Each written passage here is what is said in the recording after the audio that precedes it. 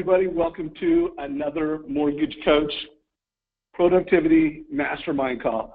So every Friday, 9 o'clock, we are here to just get smarter, get more done in less time. And the way I like to always say is make more money in less time. My co-facilitator later in the call is Mr. Todd Bookspan. What's up, Todd? Hey, good morning. Good to see you, and I like that. I made a note. We're going to get smarter today. That's what we're here to do. I'm looking forward to helping you all get smarter, and myself included at the top of that list. Right on. I also have Michelle Town as regular guest and mentor on the call. What's up, Michelle? Good morning, everybody. Happy Friday. Happy Friday to you. And then we have a special guest today. We have Mr. Rick Scherer. What's up, Rick? What's up, guys? Yeah, I'm so happy to be here. Yeah, happy to have you. I've interviewed Rick a number of times on the Tuesday call. If you've never heard one of those interviews, you absolutely should. If you were only going to watch one of the interviews I've done with Rick, the one where we talked about Realtor Masterminds, Rick does Realtor Mastermind events as good or better than anyone in the country, and we've done a call on that. And great pictures, great best practices, everything you want to know about having a Realtor Mastermind event, Rick Scherer's the man. So, Rick, for anybody who doesn't know you, if you could just share a little bit about your production, and then we're gonna kick off the topic with how to optimize your assistant. So, whether you have an assistant and you just want to have a more effective relationship, or whether you don't have an assistant and you want to know how to have an assistant, this call is for you. Rick, kick it off with where you're at, what kind of production. Describe your team, and then we'll get into it. Yeah, so I'm in the Boston market. We do, we try to consistently have about $100 million a year in production. There's myself, and I've got 4 teammates. I've got a senior loan officer on my team that essentially handles everything back at the camp when I'm out there, fishing and bringing things back. We've got a sales assistant, and I've got 2 dedicated processors on the team. So that's essentially the makeup of what I've got. Love it. So I want to share my screen because I want to show 2 things. One, I want to remind people how valuable our Facebook page could be. So we've got this private Facebook page. By the way, I am trying to decide, and I'm going to make a decision by the end of the call if we are going to do a call next week, day after Thanksgiving. You have an opportunity to vote to say either let's skip it or let's do it. But what led to this conversation was, I'm looking for it right now, this post right here, Jeffrey. Jeffrey, I hope you're on the call, but Jeffrey put a post out saying, hey, looking for advice, trying to best utilize my assistant. We ended up getting 9 or 8 comments on that, and that led to, hey, let's invite a guest and let's make this a topic. So I want to remind everybody on this call, this mastermind group is only as valuable as the interaction and the engagement that you bring to it. So Jeffrey, great job for asking a great question, and here we are. We're going to answer it. And Jeffrey, if you are on this phone, I will try to unmute you and make sure you get your questions answered. So Mark, let's start it off, or excuse me, Rick. Let's start it off with me asking the first question, Todd, you asking the next question. But I just want you to, knowing that someone asked, how do I best utilize it, and how can I have the most efficient relationship with my assistant, how would you answer that? Where do you start when it comes to that? Because there's so many different ways, so many different places you could start that answer. Where would you start? Clarity. When you can get really clear in your business, again, we've talked about this in a couple of other calls, but what I did to really get efficient with my team, and even just my sales assistant, was getting really clear on the 5 things that I wanted to do in my business, and then get clear on the 15 things I didn't want to do in my business, or the things that I listed everything out, all the things that I currently do, and then start rearranging that based on dollar per hour and what that really means. So when you can get extremely clear on where you want to be and what you want to do in your business and what you don't, that doesn't mean that those 15 things get piled on top of an assistant to let them go run with that, but it starts with the clarity around it. It starts with getting really clear on, I don't want to do these 5 things, and I'm gonna come up with agreements with my sales assistant so that they, one, know what the task is, and two, know when it needs to be done, and three, I just know it's going to happen. So that, to answer your first question on where do I start with what I use that sales assistant for, that it's clarity, getting clear on what you want to do in your business. Love that. And and I'm going to hand it off to you for the next question, Todd. But you said, and I love the fact that you said, what are the 5 things I want to accomplish? What are the 15 things I'm not going to do? Notice, everybody, that you said 15 no's for every yes. You know, metaphorically, you know, you have to say no to really get efficient. But give us an example of a couple of those 5 things, and give me an example of some of the no's, so that everybody could just kind of think of those examples and start thinking of their own 5 and their own 15. Yeah, so I do all high-level communication with the client. So really, the strategy call. So the first strategy call, here's what we're going to do, you know, or here's the 3 options, and we're going to do a mortgage coach for you. Get back to me, let you know which way I want to go. So you know, high strategy calls. The second one that I want to do is annual review calls. And that's something that I think comes from me. That's something that you know, Pam and Nick don't do, because I'm able to, one, really dive deep with them. Also, I get them to the CPA, financial planner, estate planner, and insurance, and so I don't hold that onto that. High level problem solving.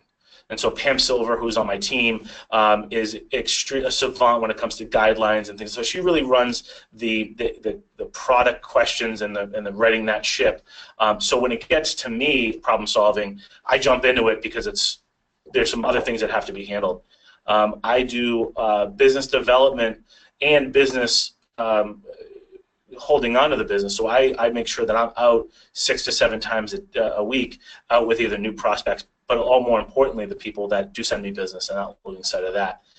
So really all high income producing things with clients. And then when you figured out what, you know, I don't handle W-2s, pay stubs, bank statements. I don't do anything around my email. So my email is monitored and run by my sales assistant. He tags the 7 or 8 things I need to deal with every day in it, but the 175 is something that he's all over and monitoring. And think about that in your business, man. You can free up your email. I'm lucky enough to have someone that I have a lot of agreements around my email with him, and he just executes. So yeah, I mean, you know, pipeline calls, again, I don't manage my pipeline calls anymore. Pam's doing that. So, you know, again, it's all, and I always look at what fires me up every day to get out of bed. And I double down on that stuff, and that's what I like to do. And then I can start to take things that I'm either not going to do, you know, just have anxiety over. I just offload that to someone who can take it and run with it. Love that. One more question, just getting clarification. Who actually creates your total cost analysis? Is that something that someone on your team does, or do you do that? So I can honestly tell you every client gets one total cost analysis, and that's because I don't handle it. And so we have a little sheet of paper here that gives Nick all the guidance he needs in order to go do a total cost analysis in 3.5 minutes. And then Nick has all of the templates to send that out to the client, and then he's taking care of it all there, getting it locked in and moving it forward. Would you mind taking a picture of that sheet or giving us the PDF, putting it on the? I saw you smiling, Todd. Todd's like, I know Dave's going to ask for that. And I just love how Rick's got it all together. I mean, I think it's so hard not to be on this call thinking, you know, that's exactly what I want in my business. And so, you know, the fun part about it is that the process that Rick just walked you through isn't that difficult to do, right? To track your time, to determine your high payoff activities and what's below your hourly rate. That's, you know, genius advice. Yeah, no doubt. So we'll get that from you, Rick. Todd, do you have a question for Rick or a direction you want to take this conversation? I see Jeff Aguilera is on here who posed the question, Dave, just so you know so we'll warn him that we're going to unmute him at some point and make sure that we're going down the direction of answering his question. My question for you, Rick, is because you set it up exactly how I recommended, is tracking your time. So if anyone needs a time tracking sheet, just ping me through Facebook. I'm happy to send you one. My question for you is what was your process then to get those activities? Like you said that your sales assistant has You guys have agreements around your email. Like the number one place I see people fail is not being clear with regards to what that job requires, each piece as you hand it off. You already said, hey, for my TCAs, I've got this really detailed sheet. Have you done that for all the roles that you've handed off, or is that something that you've had to develop over time? Yeah, so let me ask you guys this question. You guys, Dave, you run a big business, and Todd, you run a monster team and a great successful business. Or everybody on this call, do you ever get this feeling in your stomach when you tell someone who's working for you, you're asking them to do a task, and you say to them, hey, listen, this client's really important to me. Can you please get this out ASAP, get the total cost analysis out, or whatever that may be. And then maybe that was at 11 o'clock in the day, and it's around 3:30, 4 o'clock, and you say, hey, did you get that out to the Smiths? And when they say, no, I haven't got to it yet, Todd, Dave, do you know that feeling in the stomach that you get, right, where you're like, I told you it was important to me, right? The problem is you had expectations, but they weren't clearly defined. And so I have now moved my business away from managing any of my people, any of my team. I don't allow loose language in my team.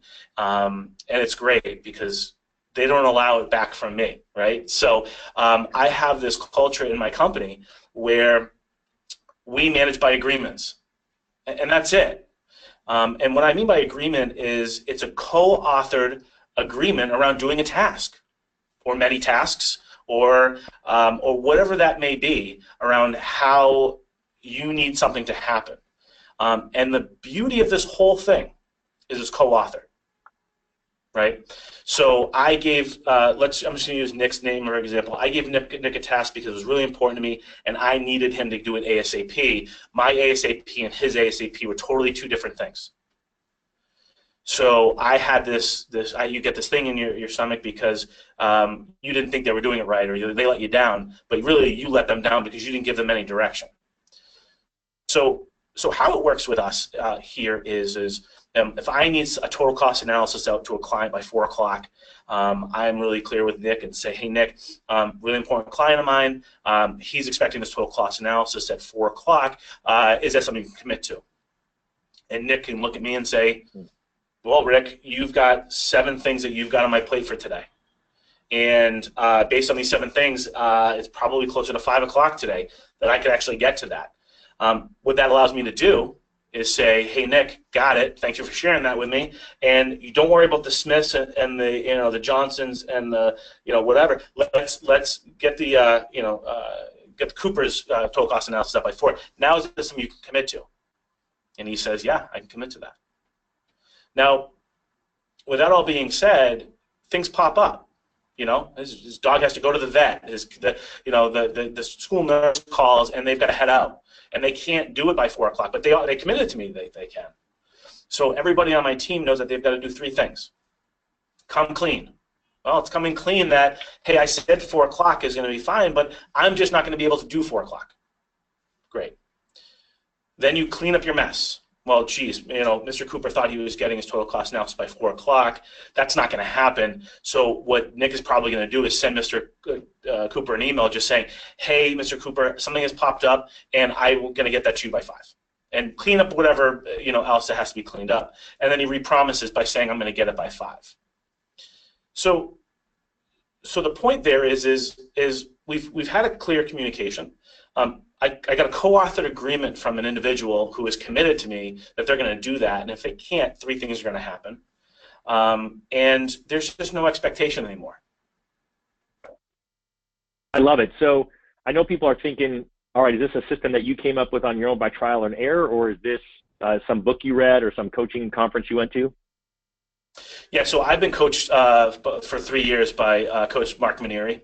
He's part of Ontacore, and so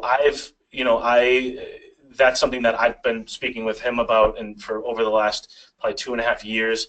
It's what I bring into for my coaching clients as people are starting to build teams. I've got one coaching client that's literally bringing in a 3rd person today, and we were talking yesterday, and I'm like, this is such a gift. Like, you got a new person coming in, and this is now you can start to build your platform on agreements, right? You're not trying to go teach a team or teach an assistant backwards, but man, it's so great to let them know that this is how you operate. And by the way, Nick loves it when he gets clear communication from me, or he can say, hey, that I can't do it because of this, and allows us to really work on it and figure out what's going to happen. So what that's allowed me to do is not micromanage my team, because if I have a team member who continues to not honor their agreements, that it got to 5 o'clock that day, she never told me, or he never told me by 4 o'clock it wasn't going to happen, well, now I have something to address. Yeah, it's not addressing them because they were having a bad day or something's going on in the world and things like that. I can address that actual agreement that they committed to, right?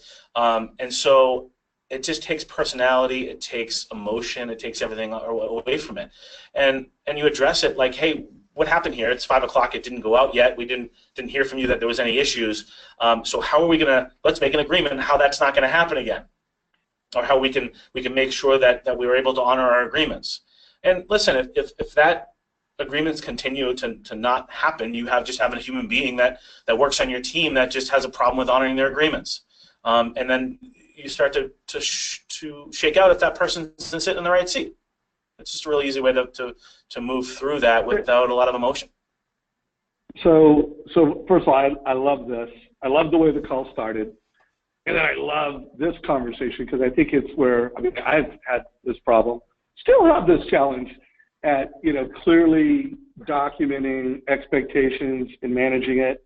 And a couple takeaways I have is that, one, because you have someone managing your inbox and you're clear on what you're doing, you have margin. I mean, you're not running around, in a panic mode because you've got great assistants around you. They got clear expectation, so you have margin to focus on high payoff activities, and you have margin to mentor and lead your team and manage the standards of your team. And some of this I know because I've interviewed you like 3 or 4 times, and I know how you roll. I've spent time with you in Boston, so I mean, this is a guy who really, is very strategic, very thoughtful, manages standards, manages people. I do want to offer a book because when I was hearing you describe what you do, it was so remnant of some of the leadership I've got from Jocko Willink.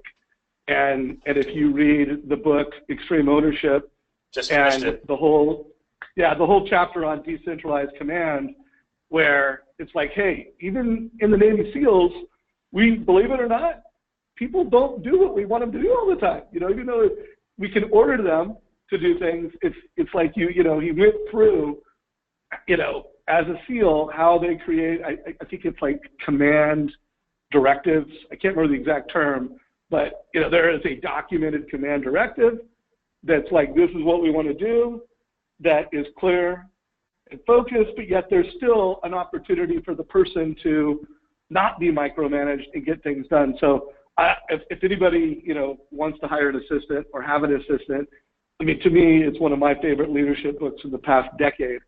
I would highly recommend anybody who has an assistant or wants an assistant, you put it on the books to read. Extreme Ownership by Leif Babin and Jocko Willink, 2 American heroes. And one last testimonial for the book. Not only is it a great book, I mean, it's really entertaining. I have both read the book and I've done the audiobook. I personally loved the audiobook because you had Jocko and Leif, it was 20 hours. It was like 8 hours. It was a ridiculous amount of time, but it was worth every bit of it. So, Dave, by the way, it's like 10 car rides, and they're so badass. I've listened to the audiobook as well, and it just gets chills down your spine, and it just is such a great message that, it all rolls up to you. And, it's just a great way of leadership. And so, I second that. I'm listening to it now. Yeah. One other thing I want to add.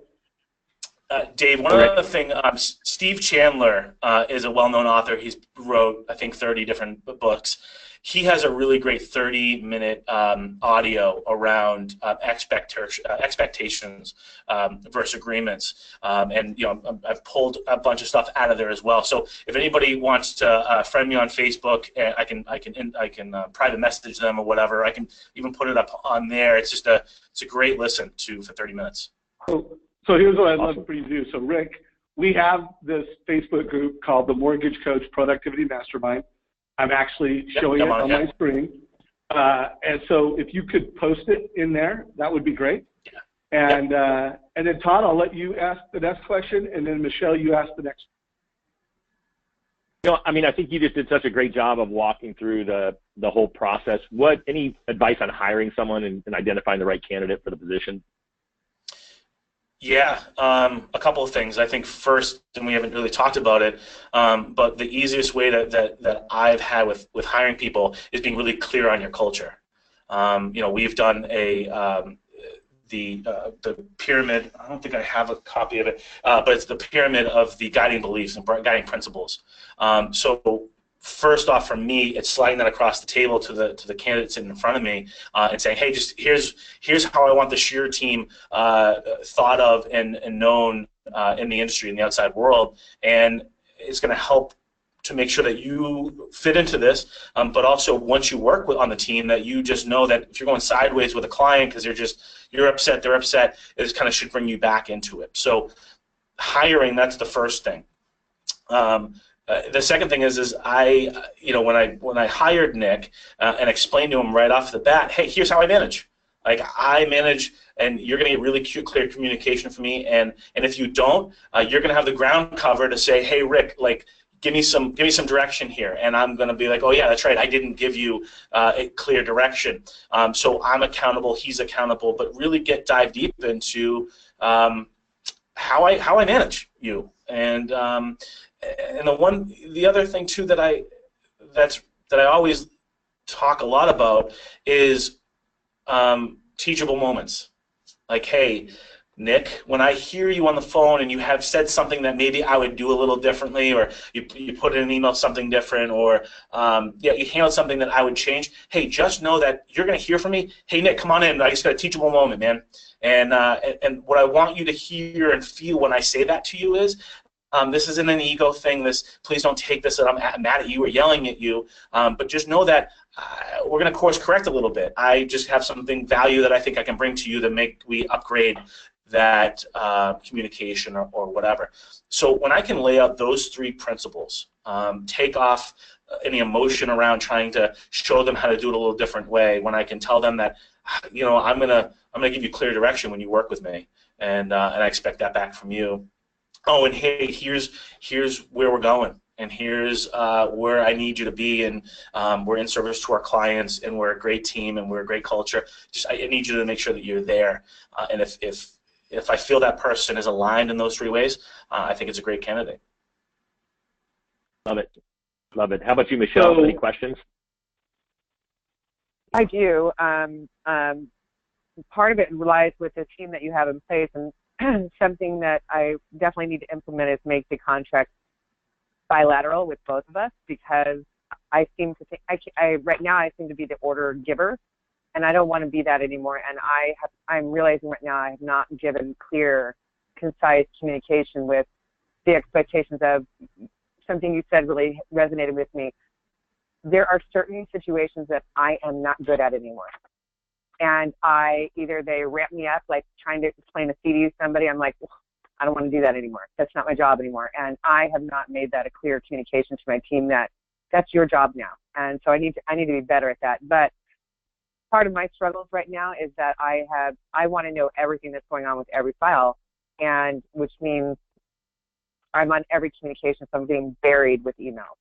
Any suggestions? Yeah. What's constraining you around the fact that you need to know everything that's going on with your file? Because we missed a couple of key closing dates in the first, in the last 60 days, we've come up a little bit short. So I feel that if I'm involved more, that people listen more, and lighting a fire under their you-know-what. I tend to have that ability to do that, but I hate having to do that. So that's probably where it is right now. Yeah, so that's great. So I'll tell you a couple of things that we've implemented on our team to make sure that nothing's blowing up. I'm a reverse engineer guy. Like, I hate when things go wrong, but if it goes wrong, the same issue goes wrong twice, I really hate it. You know, and so so I'm really attentive to that. So what we've implemented on our team is we have huddle calls in the morning with everybody on the team. And it's a 15-minute huddle call. It will never go past 15 minutes. So that way everybody's extremely efficient. So we have that Mondays. We have our whole pipeline, which we don't allow going past 40 minutes. Our whole pipeline's on Tuesday, so we don't have the huddle call. Wednesday, Thursday, and Friday, it's a 10-minute call in the morning at 9 a.m. And so that call is strictly for things that were green that are now going yellow. So my team is letting me know that clients dragging their feet and we're going to miss their mortgage commitment, or hey, you know, we're having an issue with this. I don't allow a week to go by from one pipeline to the other, and so that's one communication thing that we do on our team, so that we don't get to a closing table, have to push anything out. I'm in tune on every single thing when it goes there. A couple of things that we've also done is we've moved up our dates way. So in Massachusetts, we have purchase and sale, and then we have a mortgage commitment. I think it's different across the country, but you know, we have to have everything all essentially clear to close right at mortgage commitment. Well, my team is reaching out to everybody involved 3 days prior to that with an update.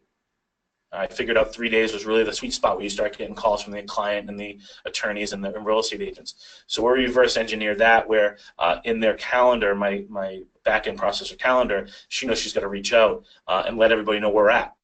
And then my last point there, and I'll shut up here, is my back-end processor just has a sense of what we need to be able to get in the door in order to make sure we hit all our timelines with very little ease. And when she starts coming up to a drop-dead date, hopefully it's a week or two beforehand, we're addressing it at that point, as opposed to just letting it get to be a fire. But again, the whole theme here is all around agreements.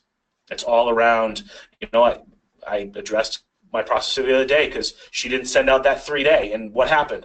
We got 2 days in, we got the question from the real estate agent, make sure we're on track. Well, that should have never happened. So we went back, we talked to Carissa, and we fixed it so it just won't happen again, and we've now made another agreement. So the whole basis of the team is all predicated around this agreement philosophy. So I want to do this. I want to make sure Jeff, who started this conversation on Facebook, gets a chance. Jeff, I'm going to unmute you within a minute. Be ready. Rick, is there, you know, I don't want to over-ask, but I want to give as much value to the community as possible, so I'm going to ask. Can we get a picture of one of your agreements? You know, something that you've drafted up, and either share that. Is that something you'd be willing to share? Well, let me tell you, Dave, anything you need, I'm an open book, and you know that, right? So please. However, all of my agreements are verbal until that doesn't work anymore. So I'll tell you one really quick story. I had an employee who worked for me about 1.5 years, and then 6 months before she left, 6 months I brought into this working by agreements. What would happen is, you know, she missed a CD. Well, let's come up with an agreement around how we're never going to miss a CD, because that's going to extend out the closing, you know, after you write the big check for them to stay in the hotel for 2 nights. Yeah, that just can't happen again. And then it was verbal, and then it went, and she did it again. And so then it went from verbal to written. And then where I said was okay, listen, that happened again, and so let's work on how we're never going to miss another CD again. Go back to your desk and do me a favor, just write that up in an agreement, and then sign it, and then put it on my desk so I can sign it. Now, when I let her go, right, 6 months later, there was 4 or 5 agreements on my desk written, right, tangible. And after letting her go, she got up, gave me the biggest hug, and said I was the best boss she's ever worked for. And it was mind-blowing, because she understood she wasn't winning at her job. She understood she was just there for the paycheck. She understood she wasn't sitting in the right seat. Again, so my point here is this clear communication. When someone can't do it, it goes to written. When you're dealing with written, now it's an easy decision that that person shouldn't be working. So I'm just right now, luckily, knock on wood, my team is verbal right now. And there's nothing, it's just literally let's come up with how we're going to fix it, make sure it doesn't happen again, and then sign off on it. Yeah, that was powerful, brother. I mean, that's a lot could be learned by what Rick just said. And there's been many times where I have not lived up to that expectation and times where I have. And that's a great way to lead. So good lesson for everybody on today's call. So Rick, or not, excuse me, not Rick, but Jeff, I have unmuted you. You started this question on Facebook, and I think we've delivered. But anything you want to add? Any other questions you have right now, Jeff? Yeah, well, thanks for letting me talk, guys. Rick, the question to you would be, since I'm not the manager or owner of the company giving my assistant written and verbals, how would that go? Would I just have to get my manager on board with me, or what would you do? Well, without agreements, how are you going to manage that person? So I need total control, right? I wouldn't say total control. I think, is this person going to be shared, or is this someone that's going to be dedicated to you? No, I've had him for like 6 months now. So I mean, it's just I just kind of feel like we've been in so many roller coaster scenarios, and I really haven't had this type of support before. Okay, but he's dedicated to you though. Yes, she. Yeah. Oh, she is. Okay, great. Yeah. So yeah, what I would do is I'd bring her in this afternoon into your office and say, hey, I got great news. We're going to change the way we communicate with each other. And yeah, let me tell you how I see this happening. Maybe you've been a really great communicator. I don't know, Jeff, but let's say you weren't, and just say, hey, we're going to communicate like this. We're going to start talking about agreements. And the real cool part about this is you got say in it, right? I'm not just going to be sitting here throwing things out of my office and asking you to do them, and you just don't know how to juggle it. My commitment to you is I'm going to be really clear, and I'm going to ask for the same thing back. So listen, my first agreement with you is going to be that we just make sure we move forward with agreements. And how I see this happening is we're going to talk about things that need to be done, and I'm going to give a timeline that I'd like to be it done, and I want to give you room to explain, to say you can do it or not do it, but we'll work on it, and then if after you committed, the way that things happen, if you're not going to be able to do it by the time we've committed, 3 things are going to happen. You're gonna tell me it can't happen by that time. Let me know why. If there's a mess to clean up, we're gonna you're gonna clean the mess up, and you're gonna re-promise. And that's just gonna allow you to honor your agreement at all times, because you're gonna either do it or you're gonna do one of these 3 things. And I'll tell you, it's gonna really clean up our relationship. And by the way, if you need something from me, I'm gonna give you the same respect. And you need me to do something so you can do your job by a certain time, yeah, and I'll do the same thing. And see what happens, man. And I think, there's probably going to be a lot of relief from that person to really get some clear direction from you and keep you accountable, keep each other accountable as you start to build your team and build your production. Great. Great. So I'm kind of thinking that the person I have isn't the best for that position. So great. If I want to start looking for somebody else, because this person did have experience before in the business, would you suggest looking for somebody that has experience in the business or somebody that's just fresh, brand new? Would you just sales assistant? Do you have an idea of what you want them to be doing? Everything I don't want to be doing. Yeah. Listen, so I'll tell you what I did. I found Nick by putting it on social media that I'm looking for a rockstar sales assistant. Here are the 5 things that I need. You need to be a great person. You need to be have integrity. You need to be a team player. Here are the things. Nick's 23 years old. We all hear everything about millennials and how some of them perform. I'll be honest with you, I didn't have that limited belief. So Nick is the first one in my office. Nick is the last one to leave. Nick works harder than probably anybody else on my team. So if you are willing to train someone to do exactly what you need them to do and introduce agreements and really be committed to that, great. If you think you can find someone out there that can do that same thing with a little bit of experience, and be in the right seat, I think that's great too. So. Yeah, and by the way, again, just another lesson from Jocko. He has this concept that there's no bad teams, just bad leaders, and I've been both. I've been a good leader, I've been a bad leader, and I always feel like getting the right people, getting them in the right bus in the seat, giving clear direction, having great meeting rhythms. I mean, Rick, I know Todd feels the same way. I mean, you're doing it all right. This is right. And by the way, it's not easy. It's not easy to get to where Rick is at. I mean, Rick is not an overnight success. He is at the top of his game. He is among one of the best mortgage professionals in America today, but it didn't happen overnight. I mean, this is something he's been working on for a long time. And I'm sure, Rick, you'll admit that there's been years where you've had assistants and it wasn't as orderly and as efficient as it was today. So I want to ask you a question.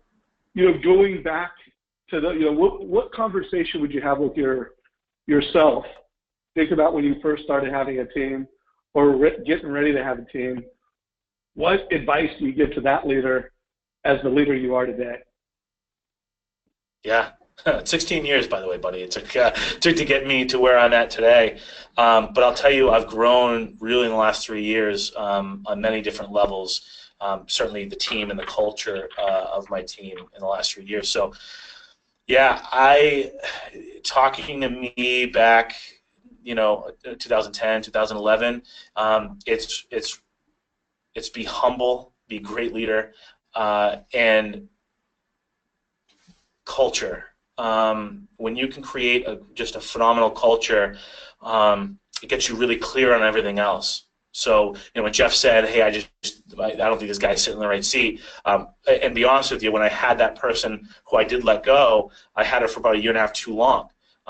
And until I got really clear on my culture, where we were going, agreements and things like that, it got really clear to both of us. So if I could say, as you're starting to build a team, and if it's just you right now, and you're going to share an assistant with someone, don't have this thing where, well, because I share them, they don't have to listen to me, or they can't do this agreement thing. So because if nothing else, it'll actually help you when you're sharing an assistant. And then as you start to build your team, I think reading the Jocko book, I think getting clear on culture, getting clear on getting rid of expectations out of your life. And I'm talking, this isn't just business, guys. Like, listen, my mom has a lot of expectations about me, right? And so we've had a lot of great conversations with my mom around this whole concept. So please don't just take it for the business. It's really in life. But yeah, it's just start off and start with a great base. Build a great base so that when you start adding people on, you're adding the right Legos, to the building as you start to build it. Love that. Jeff, any more questions for Rick? No, Rick, thank you very much for let me pick your brain. I appreciate it. Hey, thanks for starting all this, man. You're the reason why we're sitting here today, so appreciate you. No problem. Thank you. And Jeff, keep engaging in the mortgage coach community. If you have questions, bring it. As you figure this out and you have a success, bring that to the culture. So keep engaging in this community because it's only as good as those who engage. So Rick, I want to make sure something comes out from today's call that you talked last time I interviewed you just a couple weeks ago. By the way, another great interview that I did of Rick's. I highly recommend that, where he was talking about what are the things he started doing, what are the things he stopped doing to drive efficiency this time last year. So I wanted to bring leadership to the mortgage coach community around what should we be doing right now to get ready to have an amazing 2018. And Rick kind of said, well, hey, last year I did this and it's really paid off. This is what I did. So, but one thing that came out of that I want to make sure everybody hears at today's call is how you're scheduling and getting annual reviews, because I thought it was super smart. If you could just walk everybody through your process and do it from a team perspective. What is your team doing? What are you doing to get, annual reviews? And then, by the way, Scott Cummings, I will answer your question. There's a few more questions in here. If anybody does have a question, Rick's going to answer this, and then we're going to be doing rapid fire questions. So if you do have a question for someone, get them teed up. So walk us through your annual review process, Rick. Yeah, so it's funny. I just had two right before this call, and they're sitting on my desk. So I'll just kind of show you some quick magic, and then we'll get into this guy is at 3.625%, solid, right? Can't do anything for him. But if you see here, he has no financial planner, he has no estate planner, and no insurance, but his CPA is a 10. So I blasted out 3 referrals this morning on that guy. This one, financial planner, I'm not sure if you can see that. Don't have one CPA, don't have one estate plan, has a great job. Insurance, they need someone. So these 3 calls, I couldn't do anything for any of them. She's got a referral for a HELOC, but I've just gotten 2 financial planners, 2 CPAs, 1 insurance, and 1 estate planner in a 20-minute phone call in total for both of them. And I couldn't do anything for them, but my partner's just got a bunch of more deals, which are coming back to me. So it was unprompted. It's just sitting there.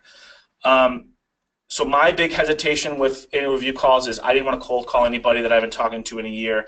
Oh, I didn't have a good experience, or oh yeah, we're all set, or it's not a good time.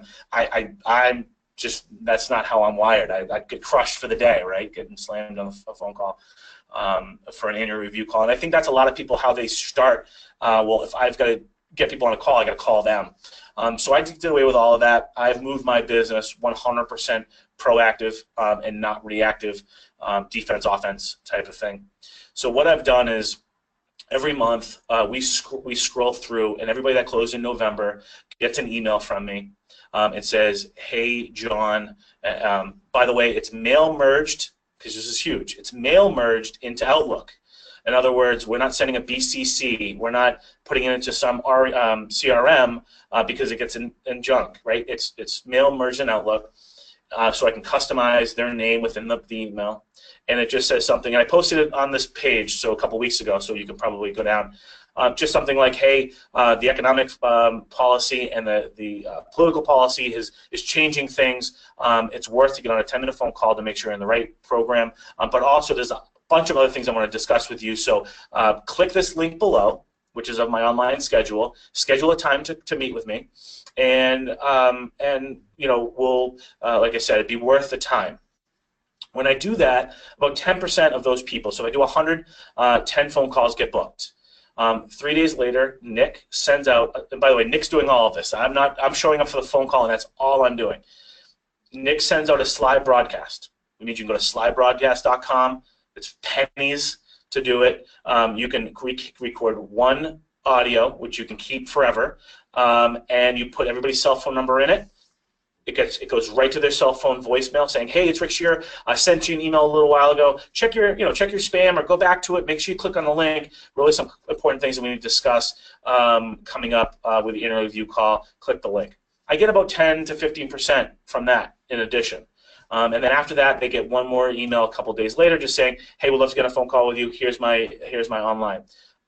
I'll take about 26 annual review calls out of every month out of that campaign. Everybody's calling me. So in my schedule once it says, "Please call Rick at the time scheduled." Excuse me. They'll call me, and I set the tone. Hey, hey, Jessica, here's what I want to get out of this call. It should be about 10, 15 minutes or so.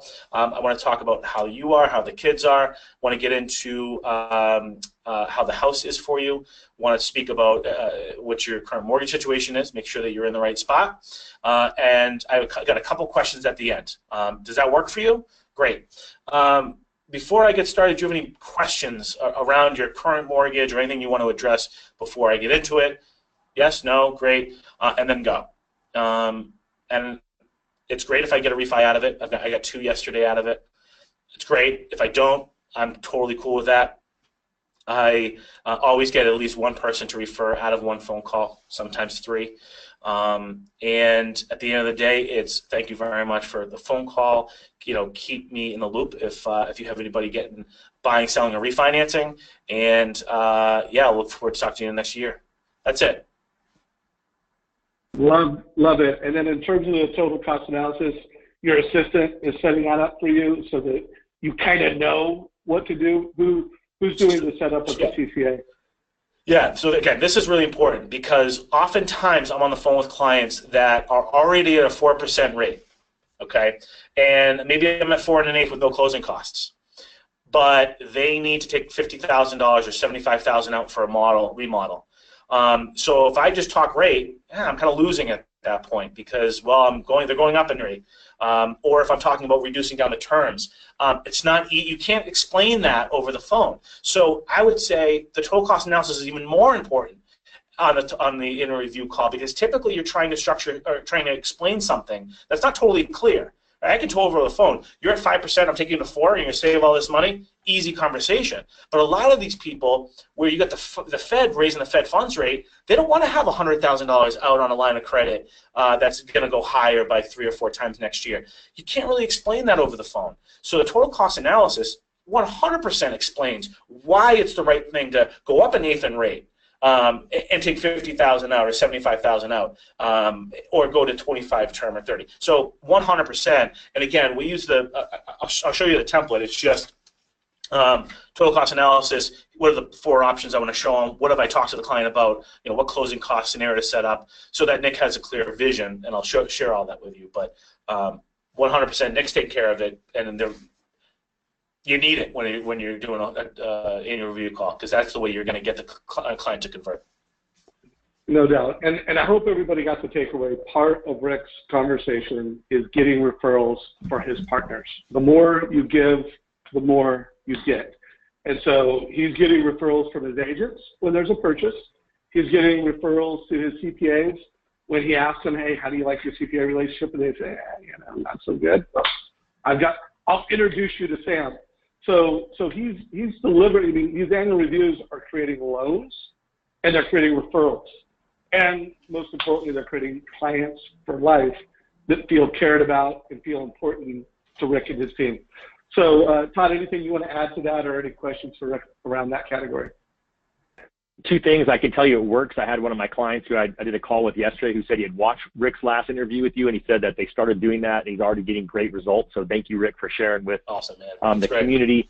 We've got a question around where to find it, so let's make sure, Dave, that we repoint people to the copy of what he's doing in there. And then someone's asking if they haven't done it before, what should they do now? And my recommendation there would be just do exactly what Rick said, but just add in there a couple sentences around, hey, I've got this great new program that I've decided to launch because I've been getting lots of questions around the economic and political environment. So just take Rick's word and add in a new question. And if it's been 3 years since you talked to someone and they replied, then say, gosh, I'm really sorry I haven't kept in touch. They're going to love the sincerity. Any other suggestions on that for someone, Rick, who hasn't been doing it? Yeah, I'm really into annual review calls. January 1st is when I started it, and I'd never done it before that. Tried to, going to do a bomb video. I had some attempts, and then I got busy, and I didn't have a Nick, so of course it fell to the wayside. Yeah, don't get hung up on it. Like, it doesn't matter. You're on the phone with them at that point in time. I don't even think you have to make an excuse around it's been 3 years. It's just, hey, listen, it's time to do your annual review. So yeah, that's, and just, hey, it's not your yearly review. It's just, hey, you closed 3 years ago in November, and we're going to talk about what's going on in your world. So yeah, I think adding the language is great, but I don't want people to get constrained around not having that answer. So couple things. So one, if you go to our productivity mastermind group, and in the search for the group, you type in annual review, it'll take you to that template. So it's pretty straightforward. And then there's other things that have to do with annual reviews. So it not only takes you to that one template right here, but it takes you to other places. So, remember, we really do have this amazing group now that's been going for over a year. And there's just a mountain of content in here. So use the search field. I'm going back to the homepage. Also, any documents that have ever been added to it, you click on files, and it will take you to any documents that have been added. And again, Rick, we do have a couple homework assignments for you. Again, I want to make sure they just see that there's a little field that calls search this group. So think of that as you want to Google our group, and you'll get what Rick is talking about.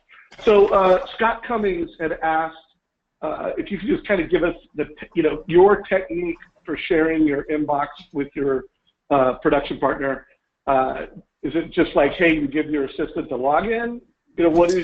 How do you tactically manage your calendar with your assistant, please? Calendar or email box? Email. Inbox and email. Got it. Okay, cool.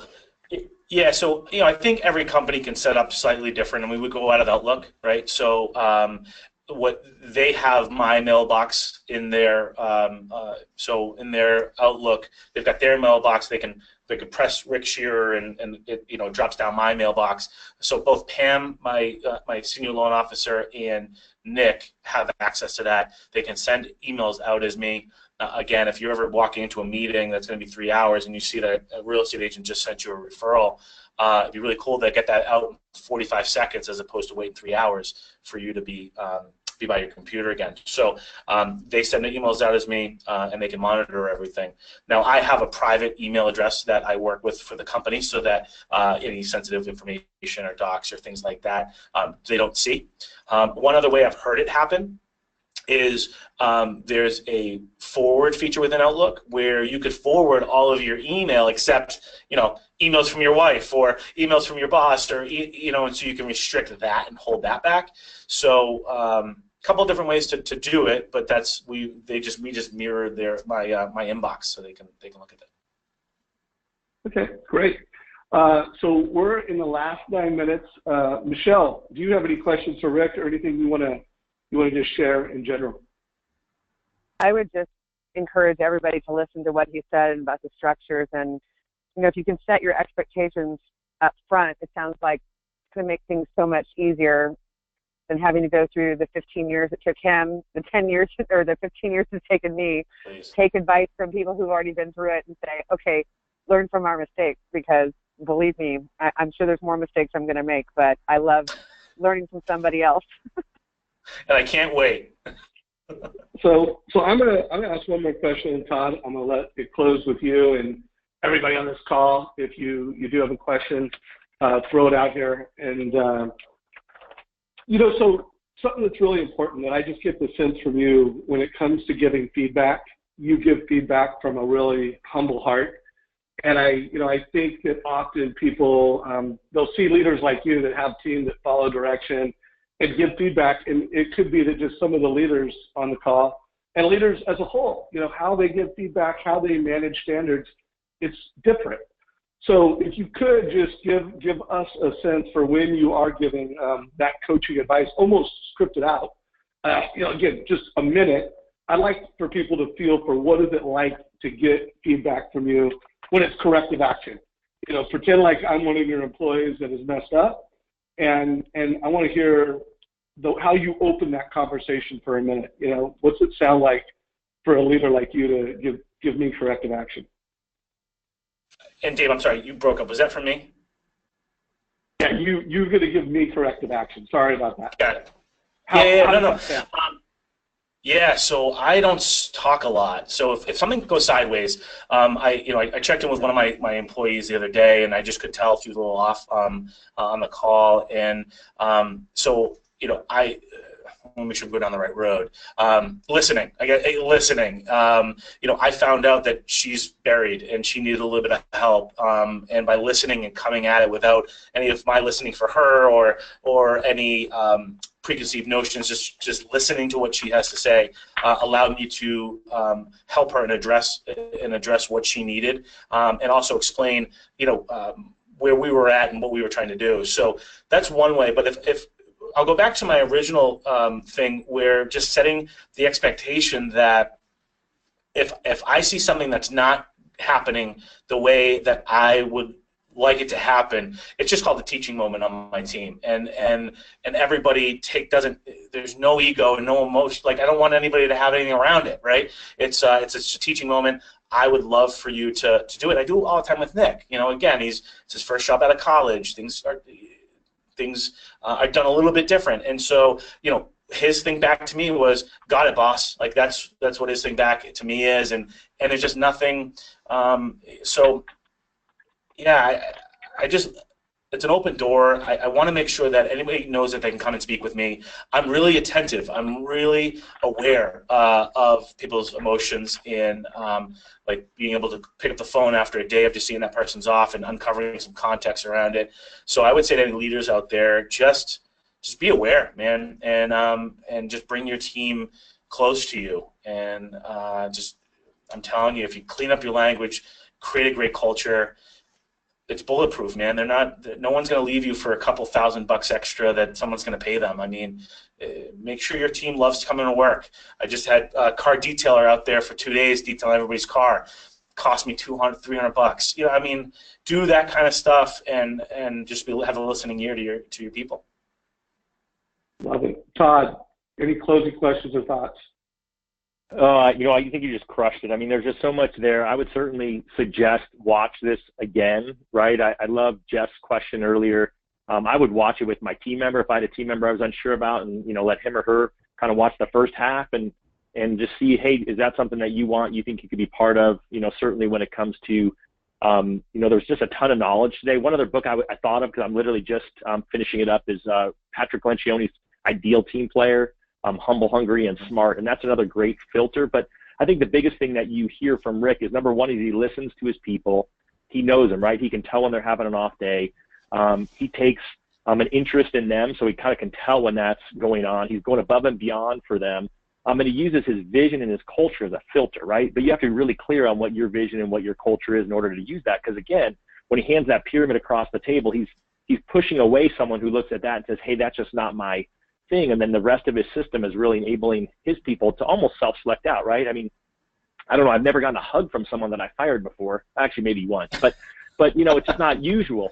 And so I think that there's a ton of value. I've got, you know, 3 pages of notes, and then don't be discouraged, right? Because I wrote it down actually twice. I took 3 pages of notes, and I loved it because he said, hey, I launched this in January, and then I got busy, right? You guys were all there. Sometimes we're all going to fall off, and then just don't beat yourself up, right? Just jump right back on and do it. But you know, I just love this call is going to go down. I think Dave is one of our top calls in here. Rick did an awesome job of adding value. So appreciative that you took time on a Friday to be here.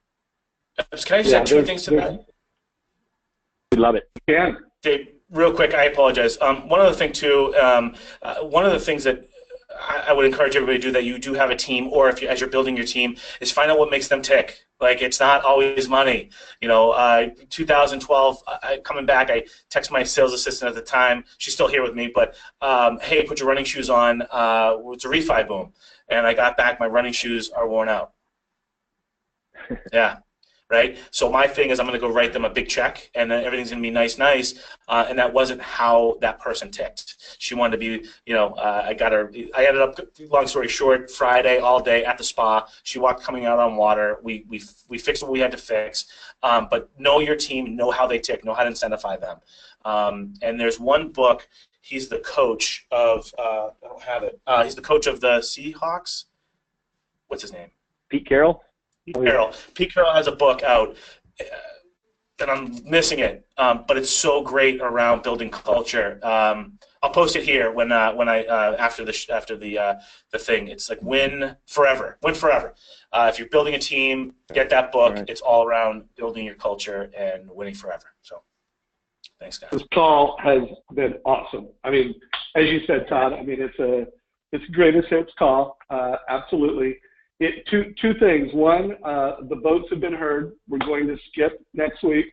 While there were a few people that were saying, yeah, let's do a call the day after Thanksgiving. Go Black Friday shopping. No call. Yeah, no call next Friday. We're going to take a break. Hopefully you don't take a break getting value from Mortgage Coach. So over the holiday, you know, watch one of our greatest all-time Mortgage Coach videos.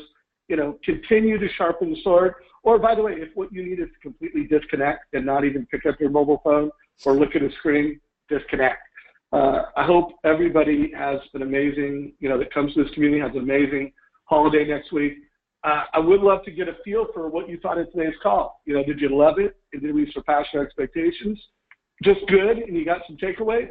If you're a guest and you want to demo a Mortgage Coach and you want to learn how to use Mortgage Coach to do annual reviews, learn how to use it to get more realtor referrals, click the last option if you're a guest, and we'll make sure someone calls out and reaches out to us. And Rick, you killed it, my brother. Thanks for coming in here last minute. Thank you for all the wisdom. If you could make a commitment to us that you're going to make a few posts and deliver on the promises of all those goodies that you offered. I got audio, I got the TSA thing, and I'm going to put Win Forever. Am I missing anything? Win Forever, a picture of your review. You know how you're getting ready to meet with someone, and it looks like you've got a way in which you're, I don't know if it's part of your prep for the annual review or your notes from the annual review, but if you could mock one of those up, I think it would help a lot of folks. You got it, man. And Dave, like, dude, thanks for everything you do in the industry. And Todd, I mean, dude, you're amazing. And you know, you guys are killing it and bringing huge content to us. So again, keep doing it. Love it. Have a great holiday. All right, have a we're great out. week for everybody. All right, guys. Take care. Bye, guys. Thanks, Michelle. Thanks as always. All right. We'll see you all in 2 weeks. Thanks, Michelle. Everybody. Bye. Happy Have a good Thanksgiving, day. everyone. Adios.